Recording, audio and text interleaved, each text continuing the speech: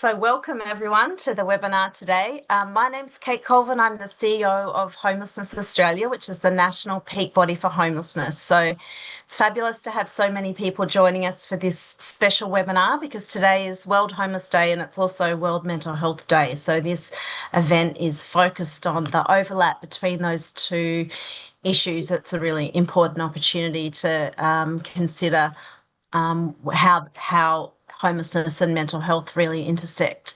So I'd like to begin by acknowledging the traditional custodians of all the lands on which we're joining from today. In my case, it's the Wurundjeri people of the Kulin Nation in Naarm or Melbourne.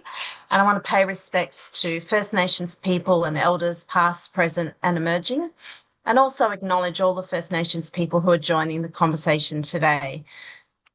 Really rapt to be bringing together such a fantastic panel of people today to speak about how we can end persistent homelessness through broad systems change. So this is a really important topic in homelessness because more and more people are becoming stuck in homelessness long term as the pressure on all of the systems that intersect with homelessness increases. So we can see that the number of people who are experiencing persistent homelessness has increased 21% over the past 4 years, and 38% of those people who are experiencing persistent homelessness are Aboriginal and Torres Strait Islander people. So that's a really huge overrepresentation. And also people with serious mental health challenges and psychosocial disability also overrepresented in the whole population of people experiencing homelessness, but particularly so amongst people who are experiencing homelessness for that longer period of time. So this is a sign, this overlap and those overrepresentations of systems failure across many areas of government policy. So we can see that our housing markets are failing people on low incomes and those who experience disadvantage.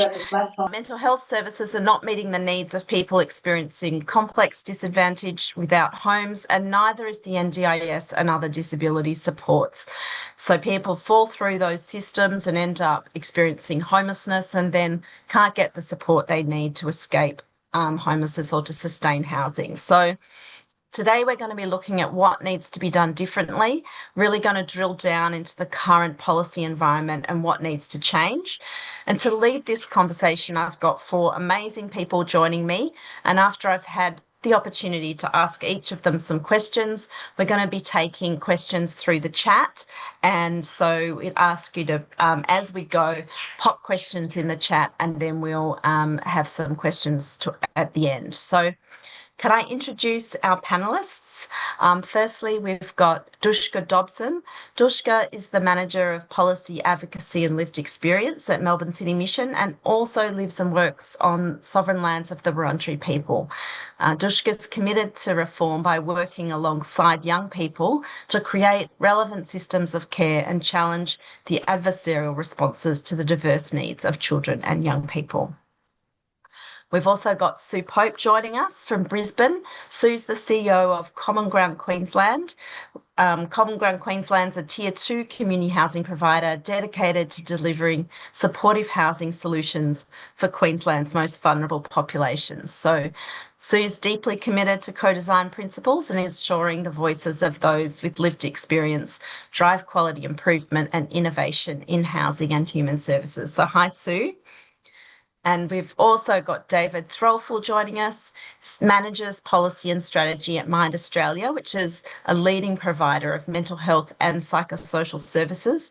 And Mind Australia advocates for a fairer go for mental health and psychosocial disability. And David is a partner, father, runner, bike rider, and long-term policy wonk from Naarm in Melbourne. And lastly, we've got Vivian Brown joining us, who's the Director of Policy and Engagement at Origin, which is a leading mental health organisation dedicated to young people.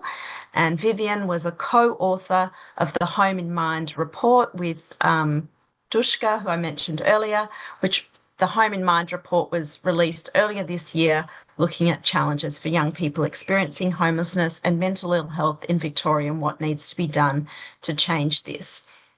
So I'm going to jump straight into questions with the panel. So can I start, Vivian, with you? We've got Origin has been working for some time now through health budgets.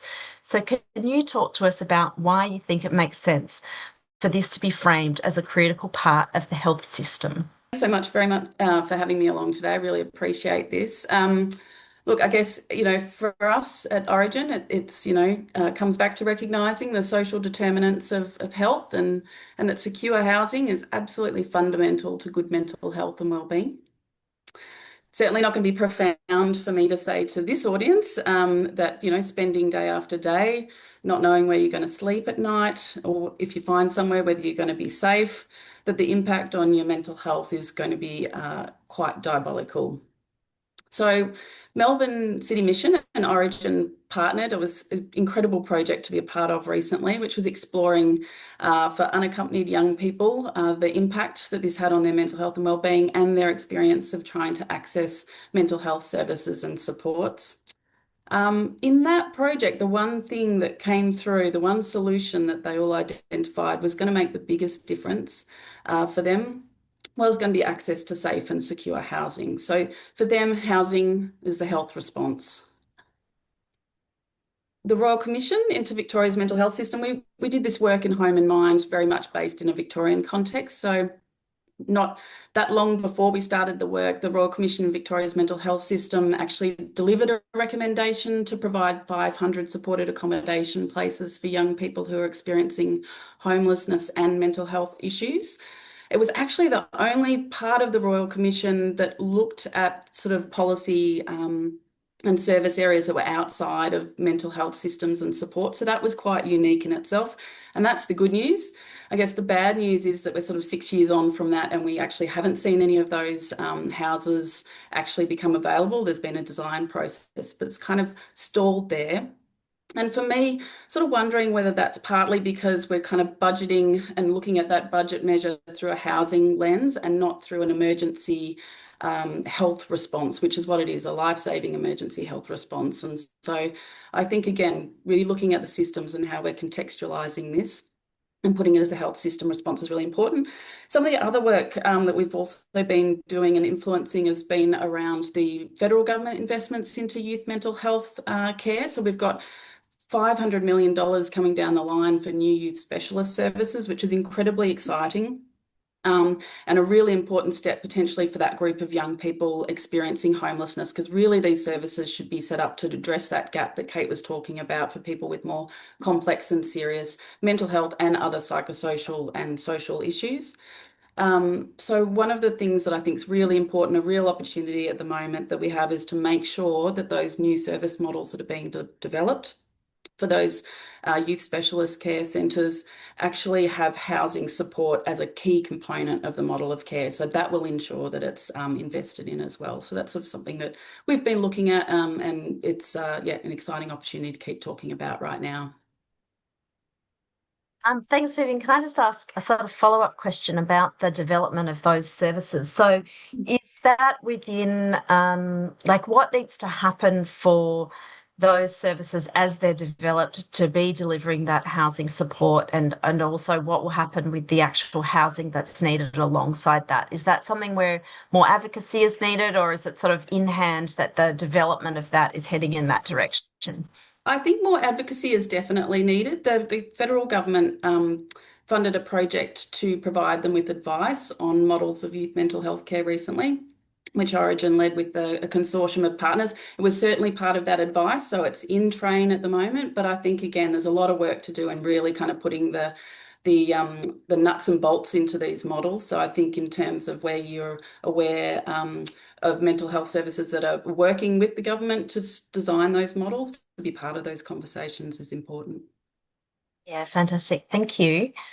Um, David, can I move on to you to ask about the work that you're doing?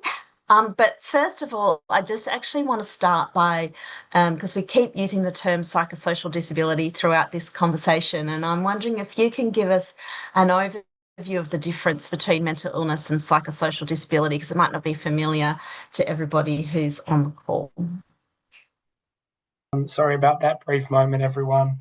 Great to be here.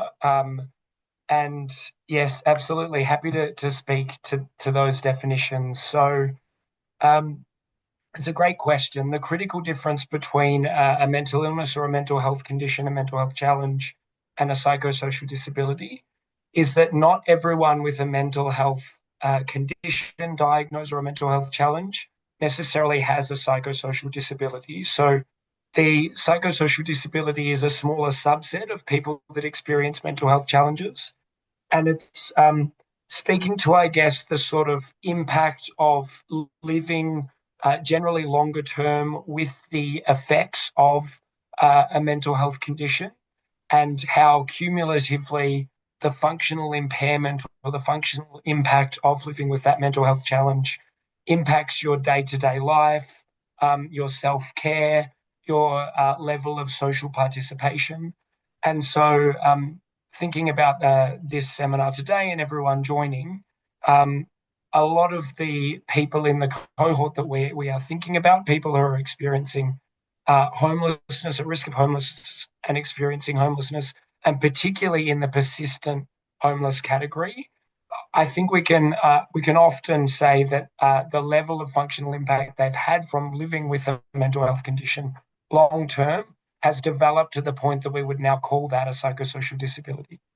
Um, Having said that, I think the definition and the need to talk to the definition is also a tricky one when we speak to people with a lived experience of long-term, severe and enduring mental health challenges.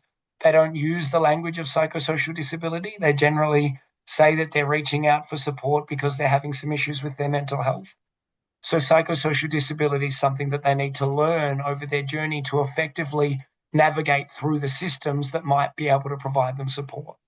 So although from a sort of definitional lens, we can understand that people with a psychosocial disability are at the pointy end of those people experiencing mental health challenges, it's also another barrier to how they might get support from the NDIS or from other service systems. So there's some challenges with the language as well. Fabulous. Thank you. That makes it much clearer. So just thinking about the current policy environment, I know the NDS has been going through a lot of change and Mind Australia has been advocating for better outcomes or the changes that are needed for better outcomes for people experiencing psychosocial disability. So can you just talk us through what you think the biggest challenges are for people who are in this overlapping group, psychosocial disability and experiencing persistent homelessness, in accessing the support they need through the NDIS, and what needs to change so that people get the support that they need? Yeah, absolutely. Look, I think there are two sides to this in terms of the barriers. I think one is NDIS access itself. Something that Mind has been really involved in recently is looking at what the rate of access to the NDIS is for people with a psychosocial disability. And unfortunately, for people with a psychosocial disability, that rate has dropped off more than any other disability group trying to access the NDIS. That rate has dropped by 41% since 2020 when the NDIS reached full scheme, so the sort of full rollout of the NDIS. The rate in 2020 was 66% of psychosocial disability applications that were being accepted. And that rate in the most recent quarterly NDIS data was only 25% of applications.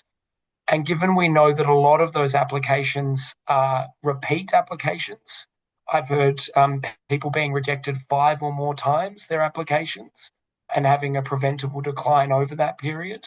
We know that is a sort of a shockingly low percentage. And the rate for all disabilities is 79% of applications that are successful. So there's an incredibly large gap there. And Mind and our partners, for example, in the Australian Psychosocial Alliance, are putting some advocacy together at the moment on explicitly the rate of access to the NDIS for people with a psychosocial disability. And the second point about why that's really a worry is that we're seeing for lots of community engagement activities within the building, and we also provide a 24/7 concierge service to ensure safety for all of our tenants. So that integrated approach between that includes housing, support, and building a community has demonstrated really strong outcomes in terms of reducing homelessness and preventing re-entry into homelessness. We have great outcomes for tenants in terms of improving their well-being and enabling them to sustain their tenancy longer term. So what the benefits are of our Brisbane Common Ground model and other supportive housing models are that it ends homelessness immediately and it prevents re-entry into homelessness. It enables access to services to improve health and wellbeing outcomes for tenants, and it creates a connection to community for people who may have experienced social isolation. Thanks, Sue. So what are some of I know you've did some work recently with Deloitte to evaluate the model and understand more about the costs and benefits. Can you tell us a bit about what that evaluation found? Thanks, Kate. Yeah, I'd love to. So we worked with Deloitte pretty intensively. Um, and really, we were looking at wanting to expand on the work that Professor Cameron Parcell and the University of Queensland had done for us back in 2015 to demonstrate not only great outcomes for our tenants, but the cost benefits of our common ground model of supportive housing. So, what Deloitte found was that the model led to improvements in health.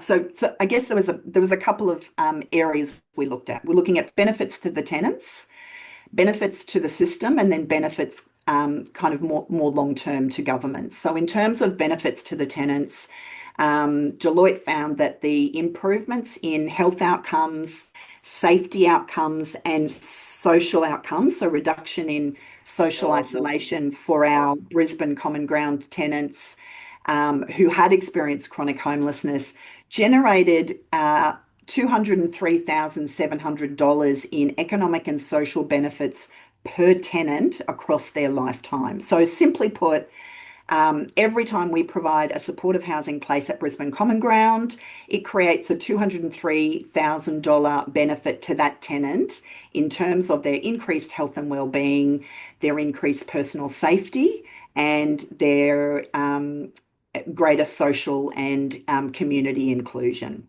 So that's just the benefits to the tenant. In terms of benefits to the system, we already knew that Brisbane Common Ground saved the Queensland government and continues to save $17,500 per tenant just in that first year alone at Brisbane Common Ground. So these are the savings to the Queensland government as a result of the avoided costs of interactions with the health system, the justice system, and the homelessness services due to a reduction in use by those tenants when they come to live at Brisbane Common Ground. So we already knew about those cost savings, but from a longer term cost saving or avoided cost perspective, Deloitte discovered that our model, we already knew that our model reduces a re-entry into homelessness, reduces return to homelessness, and they were able to equate that to a cost saving or a fiscal benefit of around $456,000 to the Queensland government over a 10-year period. So that reflects the permanent nature of things, and it recognises that for lots of people who experience chronic homelessness and complex issues, they tend to cycle in and out of housing and homelessness. But what Brisbane Common Ground and supportive housing does is it stops that cycling immediately. It creates a long-term or a permanent solution to ending homelessness for people. And so that saves governments a lot of money in terms of that return, that constant cycling and return to homelessness, when you compare what we do at Brisbane Common Ground or supportive housing to other types of social housing. Fantastic. Thanks, Sue. And I remember when the Common Grounds were first resourced, there was a really noticeable decline, apparently, the number of people accessing emergency mental health care. So then that, of course, is beneficial in terms of people's well-being. And it also, yeah, there's a cost saving there for government as well. So, yeah, it's really important outcomes. Um, so I'm just going to turn to you now, Dushka. So just really thinking about supportive housing for young people and the work that happened through the Great Home in Mind project. Can you tell us about what what supportive housing means for what sort of supportive housing needs to look like for young people to work and deliver a stable situation for people experiencing, particularly for young people experiencing psychosocial disability. Thanks for having me. And I am on Wurundjeri sovereign lands and Naarm also, Kate. Hi, everyone. So, for young people, particularly unaccompanied young people who've experienced the trauma of homelessness, including carrying early experiences of fractured and unsafe relationships with adults and an erosion of their mental health and physical well-being, a supportive housing approach offers them an opportunity to firstly recover in a safe and stable environment.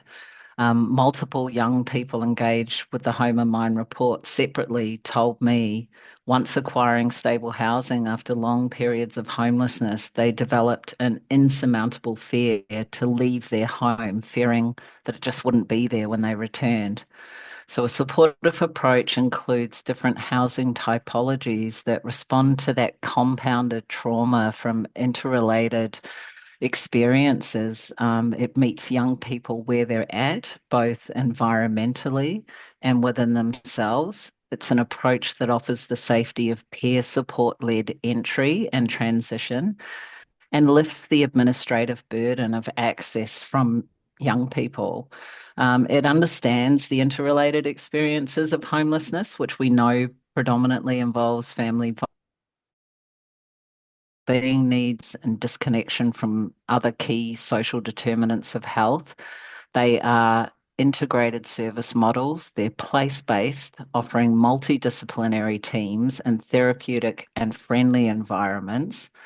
They involve creative practice models with lived and living experience and also have clinical service in-reach and outreach capacities. Traditional responses often don't consider children and young people as individuals with needs that may not be connected to a protective parent, carer, or adult, one who supports and navigates them through the systems and structures of life. There's also an assumption that a young person would have already received some form of assessment, treatment, or support for their psychosocial needs as children. And that's not what we see in the missing middle. The traditional responses tend to be fractured, inflexible in how and where they respond, and have a high access and continuum of care requirement for young people. And finally, while rapid housing responses are essential, remaining in the current crisis housing cycles doesn't allow access to support or room for any kind of recovery. Yeah, thanks, Dushka. And I'm wondering if you can tell us a little bit about the experience young people with psychosocial disability have now, just trying to access and what you discovered in the Home in Mind Mm, process about young people's experience trying to access mental health care at the mm, same time as them not being able to get that housing that they need. mm. Thanks, Kate. Well, through the Home and Mind report, we were told that young people largely felt left out of the funding narratives, that service responses for them are mostly tacked on to an adult service system design. Young people told us none of them wanted 000 to be at the top of their mental health care plan, or that over relying on hospital emergency departments for their mental health support while experiencing homelessness really had any positive impact or outcomes for them. And I think the most confronting for me, which sums up much of this, is that without integrated supported housing and mental health responses, young people are often forced into this impossible choice between prioritizing their mental health support needs or securing shelter.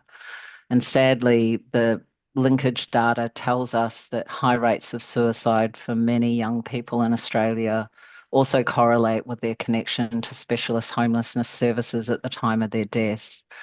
So I think the most significant difference that I've learned, and I know and I hear, is that an intervention early with housing first. The young people we work with on Home and Mind name these as third spaces, referring to an integration of housing and support with low access barriers, offering a consortia of support that is fit for purpose and really understands the complexity of response that's required for young people with these interrelated support needs.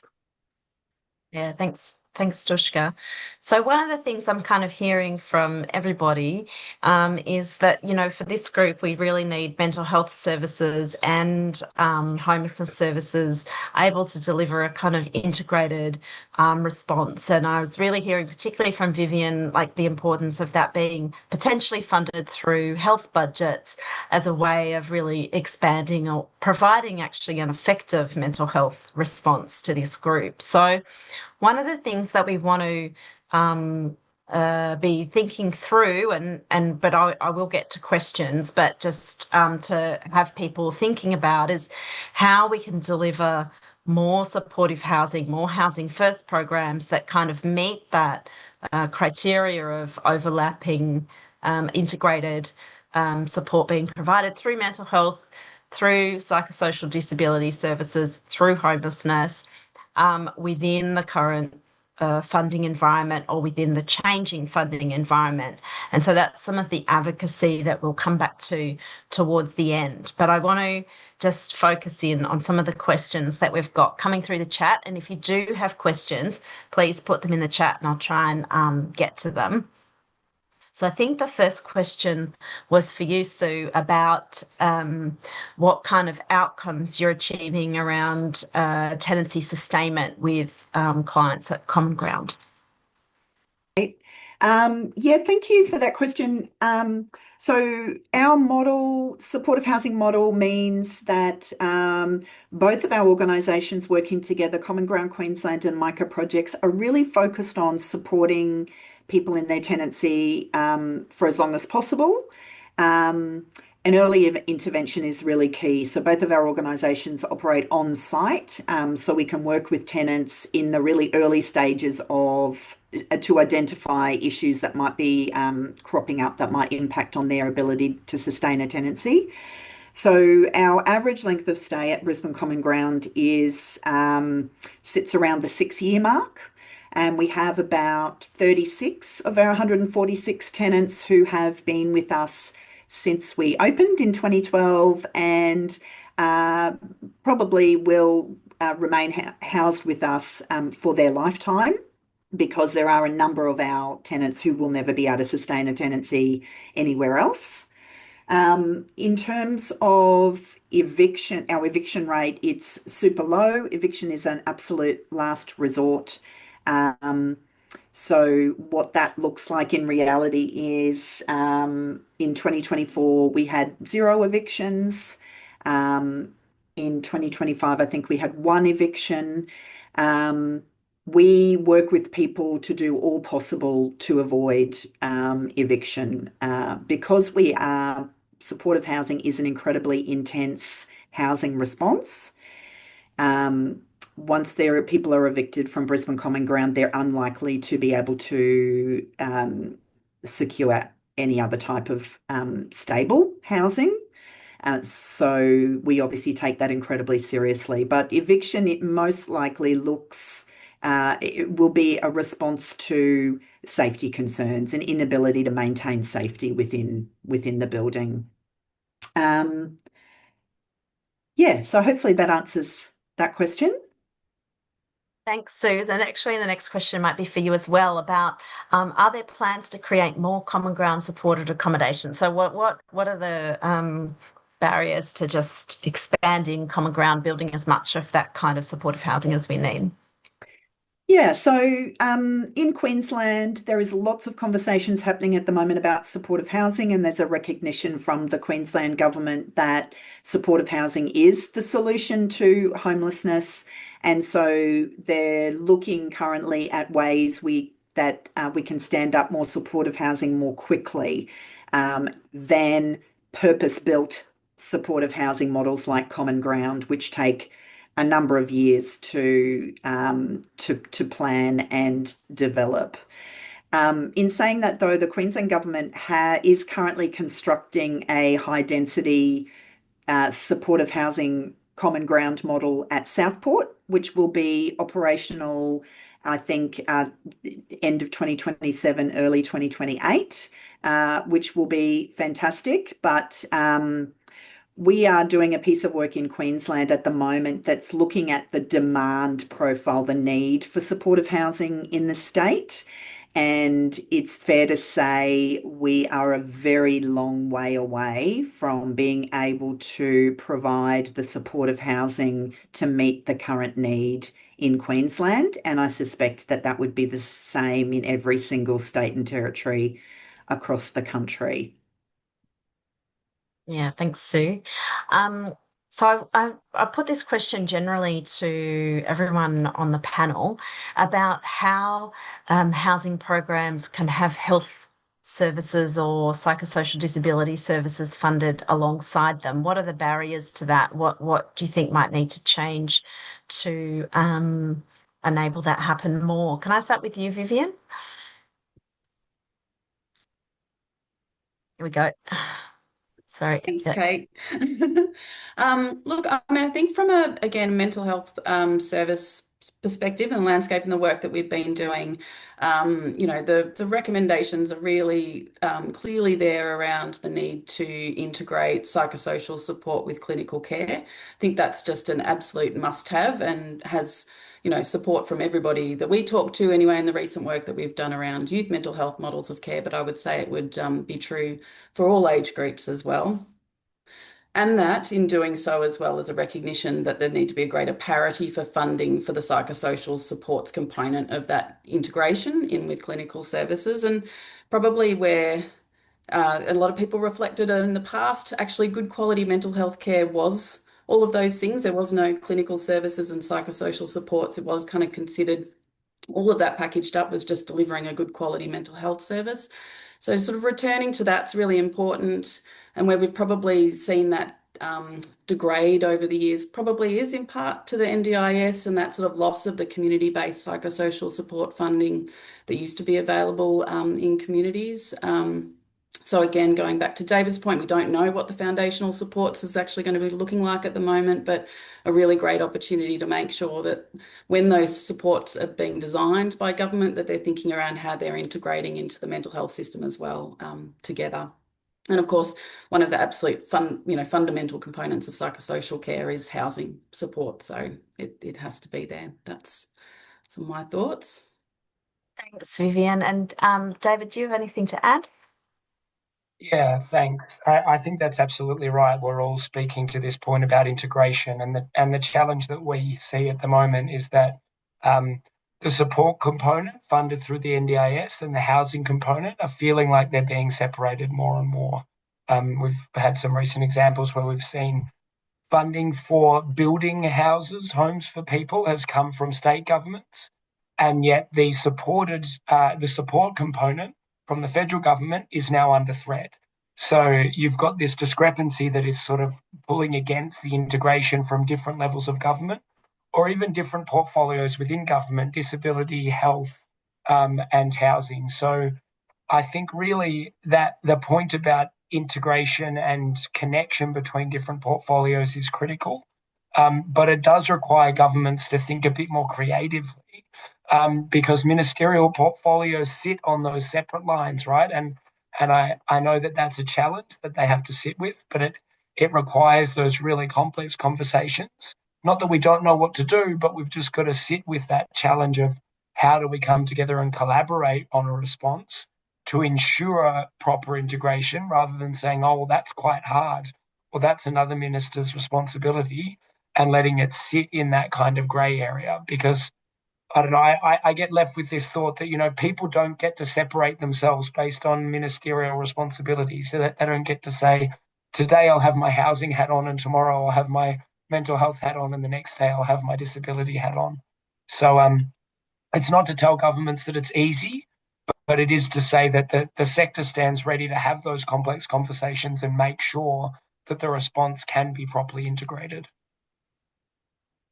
Yeah, I hear that. So the sector's really keen to have these conversations, but then it's engaging with, and I see this at Homelessness Australia, like we're engaging with government departments, but it's different departments looking after different areas, and having health departments and disability understand that homelessness is also a part of their responsibility is a challenge. I wonder, Sue, in Queensland, there's been real progress in getting government engaged and resourcing supportive housing. Is that resourcing and engagement coming through the homelessness area or through disability or through mental health, or are they amazingly all working together? Thanks, Kate. No, they're not amazingly working well together. That's our supportive housing response has been coming from our Department of Housing. And so it's really fabulous that the Department of Housing recognises that for lots of people, housing alone is not enough, and it's not going to be enough to sustain their housing. They do recognise that support is required for lots of people, and they have a whole spectrum of responses in terms of housing and support that flow right up to supportive housing at the very acute and complex end. But I do love this conversation about health, and homelessness is in its essence a housing issue, and absolutely we need to increase housing supply, but the consequences of homelessness are far-reaching, and we need to respond in a whole of government way and a whole of community way to address homelessness. And focusing just on housing supply isn't going to get there. And focusing on crisis and transitional responses is not going to solve homelessness either. It will require a long-term or a permanent housing response for people. And as we often see in policy making, what we often see that the most disadvantaged and vulnerable people within our communities don't benefit from the policy decisions that are made by state and federal governments. And so supportive housing is really, a focus on supportive housing really meets the needs of our most vulnerable and disadvantaged families and individuals. And what the response we're seeing in Queensland, I think, is really the response to the levels of visible homelessness that we're seeing, not just in Queensland, but everywhere, and a recognition that if we want to address that, if governments want to address that and decrease that, then supportive housing is a way to do that. What we should be focusing on, and I don't mind however we get there, whatever argument we need to use to get to more supportive housing, but obviously focusing on the great outcomes for individuals and families should be the first and foremost driver, right? Yeah. Yeah, fantastic. Thanks, Sue. Joshua, can I turn to you, because I know Melbourne City Mission's a big agency that draws in resources from health and disability, and I'm just wondering if you've got examples of where health or disability resources have been able to be used to support young people who are coming through homelessness streams. Yeah, thanks, Kate. I think echoing what David said and then what Sue said, we have the only dedicated access point for young people to present who are experiencing homelessness in Victoria. And what was really crucial was that we created an integrated service response within that actual geographical location. So we have partnerships with the Royal Children's Hospital that delivers young people's health service, which is a completely confidential service where young people can present. It has low access barriers, and simply can get a response from the clinical staff there. We also have a therapeutic response called Check-in, which is offers OTs, peer workers, that can actually connect with those young people who are presenting looking for shelter, who but also get those other needs met. And I think also key is the peer worker, the peer support workforce that we have within that building. They're the first people to meet young people. They're the first people to lead them into what's always quite an administrative burden around intake and assessment. And I think it functions so well. I think there are other functions across Victoria, for example, and I'm sure across Australia that work in this way, but we really need to consolidate this, and scale it, and really look at what the best response for young people, particularly experiencing homelessness, is. Great. Thanks, Tushka. So they've got a few questions that are coming through, and I can see that there's a bit of a thread asking about experiences of people who are older and experiencing persistent homelessness. And unfortunately, we don't have, there's one organisation I know, I mean, I'm sure there's many, but that work really specifically with people who are older and experiencing persistent homelessness, called Winching. We don't have someone from Winching on the panel, but I just would like to flag that actually when we're trying to pull together different sources of funding to respond to people experiencing persistent homelessness, that aged care funding can also be a really important part of that picture. And certainly that's something that Winching do really well. And there's some other commentary and questions flagging other issues in homelessness, and particularly the kind of early intervention support that's needed if someone's facing an eviction.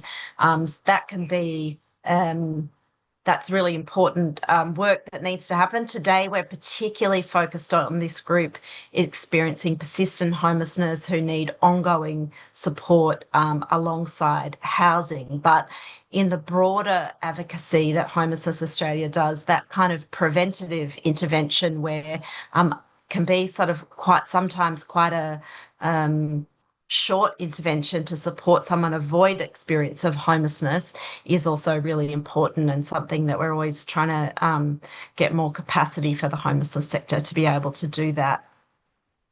So it is coming time to wrap up. So I want to focus us in on the advocacy that needs to happen from here. So clearly through the conversation, you can hear that we have big gaps in the ability to deliver the kind of integrated support that people need that sits across mental health, disability, and housing and homelessness support. And we have a rapidly changing NDIS, which, as David described to us, is constraining the support capacity. So we're getting less support, less access to the system, and less support delivered to meet the housing and support needs of people who are accessing the NDIS who have psychosocial disability. But at the same time that that's a challenge, there's also an upcoming negotiation around foundational supports that could possibly resource additional support for people experiencing psychosocial disability and persistent homelessness. It's not, I wouldn't say it's on track to deliver that at this point. So that's something that as a homelessness sector and our allies in mental health, and will need to advocate to government to encourage that delivery of housing and support integrated with psychosocial disability support so that people have their needs met. And that's something we'll follow up with people who are participating in the forum around potentially connecting with advocacy to try and pursue that. Now, there's also potentially opportunities for more investment in the support that's needed through mental health. We heard from Vivian about upcoming development of models through resources that have already been committed in mental health that could be specifically directed to providing support with housing. That's particularly for young people, I think, isn't it, Vivian, who are accessing mental health services? Yeah, so there's also opportunities there, but potentially opportunities to gain more resources through mental health budgets overall. But again, not something that's government's already planning to do. This is work where we need to all advocate for government to be meeting the needs. So I can really see that there's an opportunity for us as a sector to reach out to health departments and get them thinking about homelessness as a really important part of the work that they do and meeting the needs of people experiencing homelessness as an important part of the work that they do. And so that's something that we can connect you in with later. So I'll just wrap us up and say many thanks to our panel members, Dushka, Sue, David and Vivian, for sharing their expertise with us today. I'm going to share a slide which has a list of links and a QR code for the Home in Mind report so that you can connect with the different things that you might have heard about today. But also we'll share the recording of the event and the slides with you. If you registered on the Eventbrite link, we can share that with you afterwards. So thank you everyone for joining us today for this important conversation. This is very much a work in progress of advocacy to achieve the change that we need. So thank you for joining us along the journey of that advocacy, and I hope you'll feel inspired to really lean into the advocacy that's needed to create the system change in this area. And also, as we close, I just acknowledge again that it's World Mental Health Day and World Homeless Day. So please continue the conversation on social media and with people in your community about all of the changes that need to happen to improve people's mental health and to drive down homelessness. So thanks everyone for joining us, and thanks for being involved, and you'll hear from us afterwards.